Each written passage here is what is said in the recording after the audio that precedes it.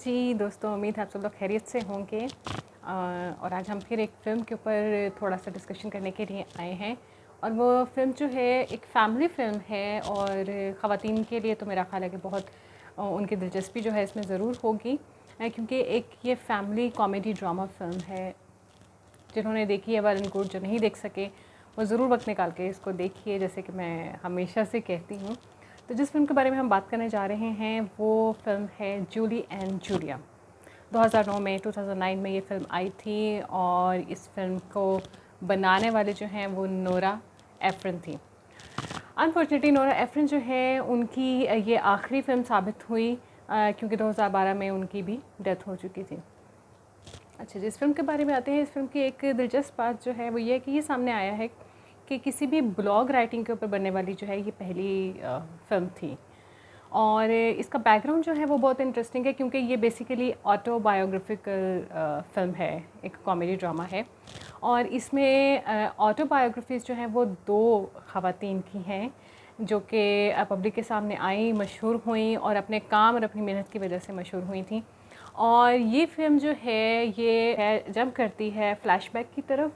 जिसमें जो कहानी पुराने ख़ातून की हैं और उसके साथ साथ जो है आपका मॉडर्न ज़माना जो है उसके बारे में ये चल रही होती है। तो हम बात करते हैं जिसमें जूली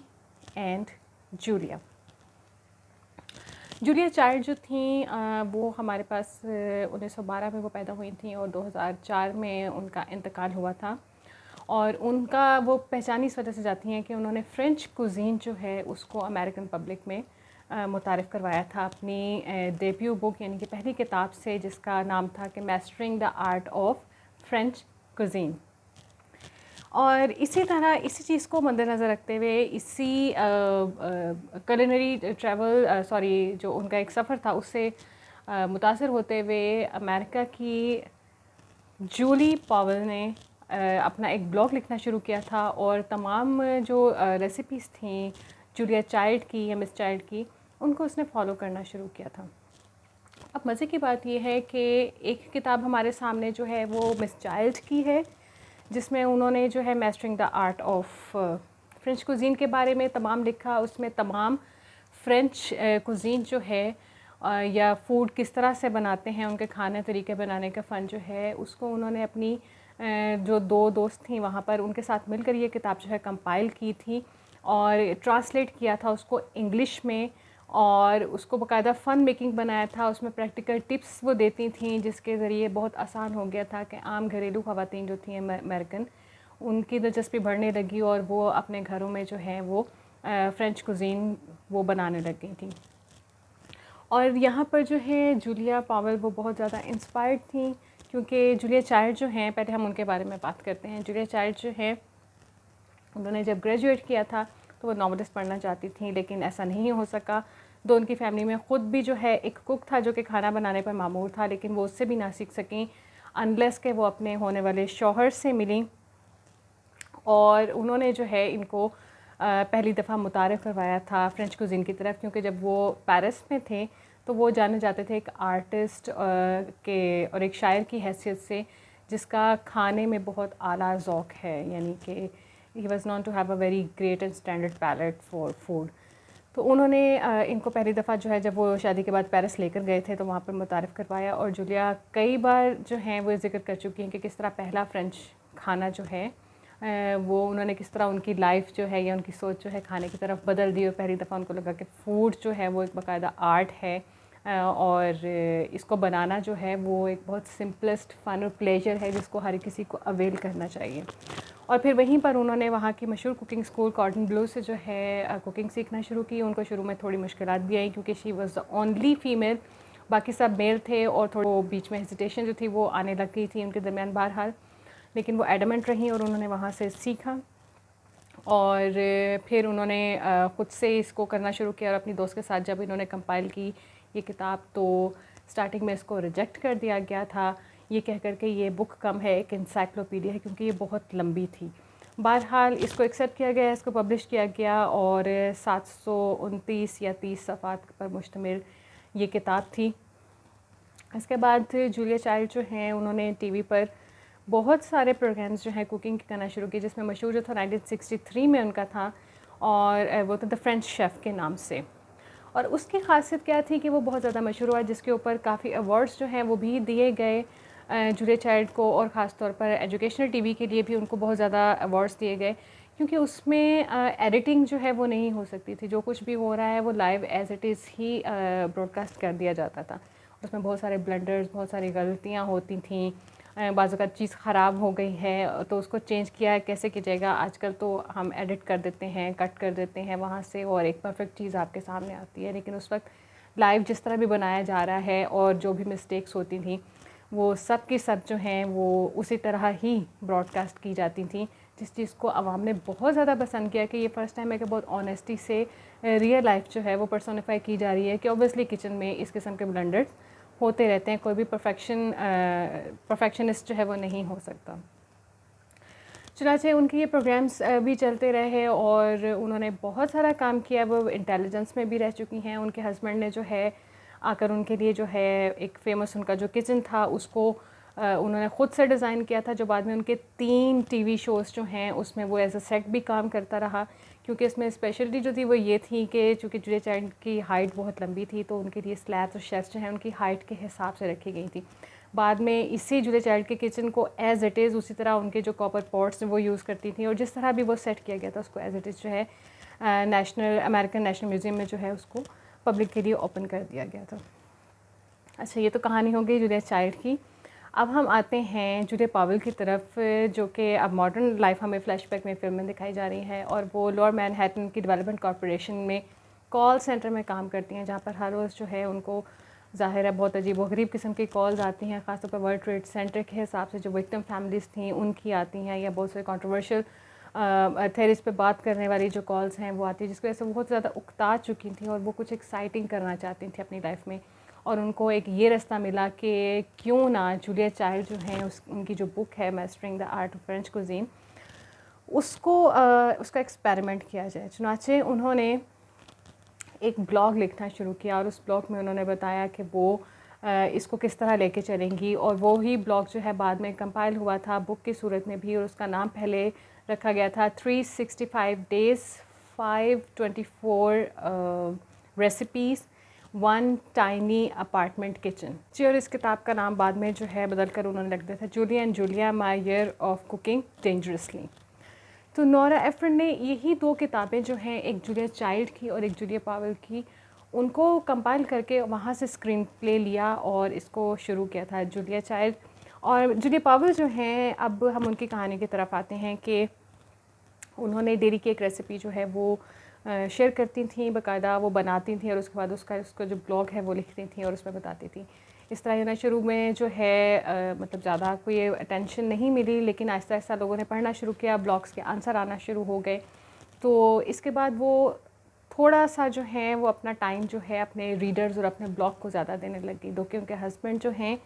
एरिक नाम था उनका, और उन्होंने बहुत ज़्यादा कोशिश की शुरू में उनके साथ देने की, लेकिन जब वो फैमिली टाइम या अपने फैमिली की जो है वो इशूज़ से ज़्यादा तवज्जो जो है वो अपने ब्लॉग को देने लग गई, तो कुछ टसल उनके दरमियान में होती है, और एक बीच में जो है उनको छोड़कर चला भी जाता है, जिसके बाद वो खासी फ्रस्ट्रेटेड होती हैं, और वो इस चीज़ को अपने ब्लॉग में भी लोगों के सामने रखती हैं। बहरहाल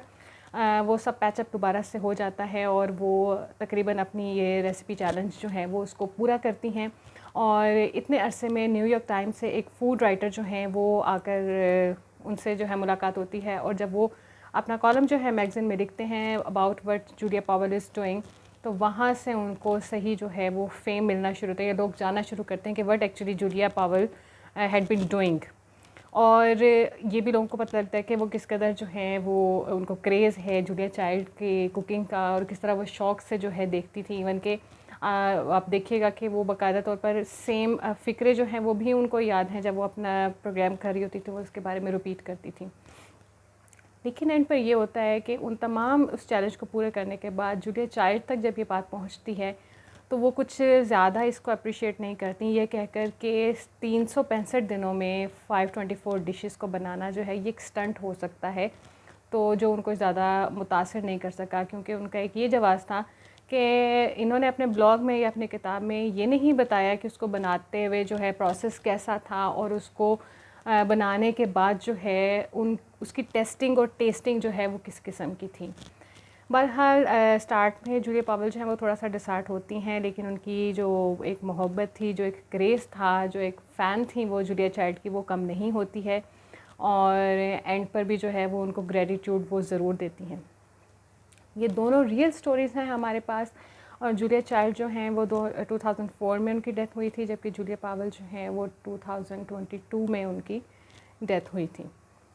इन दोनों के ऊपर लिखी गई है। जूलिया चाइल्ड का किरदार जो है the one and only Meryl Streep ने किया है और जूलिया पावेल जो है उनका किरदार जो है एमी एडम्स ने किया है। और the one and only actually his my favourite one के जूलिया चाइल्ड जो है उनके हस्बैंड का किरदार जो है वो स्टैनली टुकी ने किया है और वो हमेशा से अपने कैरेक्टर को बहुत खूबसूरती से अपने हिसाब से जो है वो उसको मर्ज कर लेते हैं। और इसी तरह मसीना जो है हमारे पास, क्रिस मसीना जो हैं वो एमी एडम्स यानी जूली पावेल जो है उनके हस्बैंड का किरदार उन्होंने इसमें अदा किया है। फ़िल्म बहुत सादी सी है, लेकिन दोनों ख़वातीन जो हैं जो कि एक दूसरे के साथ कंपटीशन में थी इस एक्टिंग के दौरान में, बहुत मेहनत से उन्होंने इसके ऊपर काम किया है। ख़ास तौर पे जूलिया चाइल्ड का किरदार मेरिल स्ट्रीप को करने के लिए ख़ास किस्म का जो है बॉडी स्ट्रक्चर के जो कंधे हैं वो थोड़े से झुके हुए हैं और चलने का अंदाज़, मूवमेंट और ख़ास तौर पर बात करने का एक स्पेशल एक्सेंट और वो जो टोन और इंटोनेशन जो है साउंड और अपनी वॉइस के अंदर देनी, उसके ऊपर बहुत मेहनत की। हत्ता कि नोरा एफरन जो हैं, जो फ़िल्म मेकर हैं, उन्होंने भी बाद में इसको बहुत ज़्यादा अप्रिशिएट किया, बल्कि उन्होंने ये कहा कि मेरिल स्ट्रीप ने शायद बिल्कुल एज़ इट इज़ कॉपी नहीं किया जूलिया चाइल्ड को। इनफैक्ट मेरिल स्ट्रीप ने बिल्कुल उस आइडिया को कॉपी किया जो हम देना चाहते थे जूलिया चाइल्ड का। और जब ये फ़िल्म रिलीज़ होती है तो क्रिटिक्स इसको बहुत अच्छा और पॉजिटिव रिस्पॉन्स देते हैं और ख़ास तौर पर मेरिल स्ट्रीप की एक्टिंग की वजह से। और नो डाउट अगर आपने देखी है और अगर नहीं देखी तो जब देखेंगे तो आपको अंदाज़ा होगा कि किसी भी किरदार के लिए जो असल मेहनत होती है वो कैसे की जाती है और वो किस तरह ज़ाहिर हो रही है, वो आपको मेरिल स्ट्रीप के इस किरदार में ज़रूर नज़र आएगी। और अगर आप जूलिया चाइल्ड जो हैं उनके एक्चुअल देखें, इनफैक्ट जो है आपको बहुत सारे मीडिया ग्रुप्स में भी उनके प्रोग्राम्स जो हैं वो मिल जाएंगे, तो आपको एकदम से ज़रूर महसूस होगा कि वाकई मेरिल स्ट्रीप ने बहुत मेहनत की है जूलिया चाइल्ड को जो है कॉपी करने में, उनकी बॉडी लैंग्वेज को कॉपी करने में, उनकी पूरी पर्सनैलिटी, उस पूरा जो ऑरा है एक पर्सनैलिटी का, उसको करने के लिए भी। और इसलिए फ़िल्म बहुत हल्की फुल्की सी है, फैमिली फ़िल्म है और किसी ब्लॉग राइटिंग के ऊपर बनाई गई थी, जिसके बाद बहुत सी यंग जनरेशन जो है उसको भी रिवाइव हुआ कि किस तरह जूलिया चाइल्ड ने बहुत मेहनत करके फ्रांसीसी खानों को आम पब्लिक के लिए किस तरह मुतारिफ़ करवाया। वरना उससे पहले एक थोड़ा सा कॉन्सेप्ट था कि एक फ़ाइन कुज़ीन है तो ये एलीट लेवल पर या एलीट क्लास पर ही लोग जो हैं उन तक पहुंचता है या उन तक रसाई है, यानी कि एक जनरल नॉलेज जो है एक फ़्रेंच कुज़ीन की वो भी आम लोगों तक पहुंची। आम ख़वातीन जो थी वो अपने घरों में आसानी से उस किताब और फिर जूलिया चाइल्ड के जो द फ्रेंच शेफ़ प्रोग्राम था उसके थ्रू उन्होंने फ़्रेंच कुज़ीन को ख़ुद से बनाना सीखा और अब वो ख़ुद बना रही हैं और उसको एंजॉय कर रही हैं और एक नया टेस्ट और आर्टिस्ट्री आप कहने उसमें जो है वो फूड में वो उन तक पहुंच रही है। तो ये काफ़ी मेहनत तलब काम था जिसको जूलिया चाइल्ड ने किया। अपनी बुक के थ्रू भी बारहा रिजेक्शन भी उसकी होती रही, लेकिन फिर आखिर ना सिर्फ वो बुक जो है पब्लिश हुई बल्कि उस बुक को भी अवार्ड मिलते रहे और फिर जूलिया फाउंडेशन के नाम से एक फ़ाउंडेशन भी कायम की गई। और बहुत सारे काम जो हैं जूलिया चाइल्ड ने किए हैं, वो इंटेलिजेंस में भी काम करती रही हैं। सेकंड वर्ल्ड वॉर में भी उन्होंने इंटेलिजेंस के लिए काम किया, एज अ टाइपिस्ट भी काम किया, फिर उनको हायर पोजीशंस भी इसमें दी गई जिसमें वो काम करती रही हैं। इसी तरह हमारे पास जूलिया पावेल जो हैं, बहरहाल उन्होंने अपनी पूरी मेहनत की, हर तरह के क्रिटिसिज्म को बर्दाश्त करते हुए अपने लिए जो चैलेंज लिया था उसको उन्होंने पूरी तरह जो है निभाया और वो एक किताब लिखने में कामयाब हो गई जो कि यंग जनरेशन को बताते थे कि किस तरह से हम उस कुज़ीन को या उस टेस्ट को दोबारा से रिवाइव कर सकते हैं, लेकिन अपनी ख़ुद मेहनत के साथ हम उसको करेंगे। और इस फ़िल्म की एंडिंग भी बहुत खूबसूरत है, हल्की फुल्की सी फ़िल्म है, इसको ज़रूर देखिएगा आप लोग और फिर बताइएगा कि आपको कैसी लगी। इसको तकरीबन 20-21 नॉमिनेशंस तो थी वो इस फ़िल्म को मिली और ज़्यादातर जो थी वो मेरिल स्ट्रिप के लिए ही थी, और शायद देखकर आपको पता भी लगेगा कि बनता भी था, क्योंकि वो एक पिवट के तौर पर वो करैक्टर जो है हमारे सामने था। और मेरिल स्ट्रिप ने जैसे पूरी फिल्म को जो है वो एक फ़ोर्स में जो है एक रखा हुआ था, एक दायरे में रखा हुआ था, क्योंकि उन्होंने वाकई ही बहुत ज़्यादा मेहनत की है उस करैक्टर को अपने ऊपर जो है हावी करने में, और अपनी आइडेंटिटी ख़त्म करके जूलिया चाइल्ड बनने में। कि एकदम से अगर आप जूलिया चाइल्ड को एक्चुअल में देखते हैं तो आपके जहन में मेरिल स्ट्रिप आती है, और समटाइम आप मेरिल स्ट्रिप को उसी हुलिये में देखें तो फ़ौरन आपके जहन में जूलिया चाइल्ड जो है वो आ जाती हैं। तो ये छोटा सा रिव्यू था, आपने देखी है तो ज़रूर कमेंट्स में बताइए, और नेक्स्ट टाइम जो है कुछ और टॉपिक्स के साथ आएंगे जिसमें कुछ इन्फॉर्मेशन भी होगी, कुछ थोड़ा बहुत न्यू भी होगा, और कोशिश करेंगे कि हल्की फुल्की तमाम फिल्मों पर छोटी मोटी जो है वो बात ज़रूर की जाए, ताकि लोग उनको देखें और एंटरटेनमेंट है, एंजॉय भी करें और सीखें भी। तो फिर मिलते हैं, अपना ख्याल रखिएगा।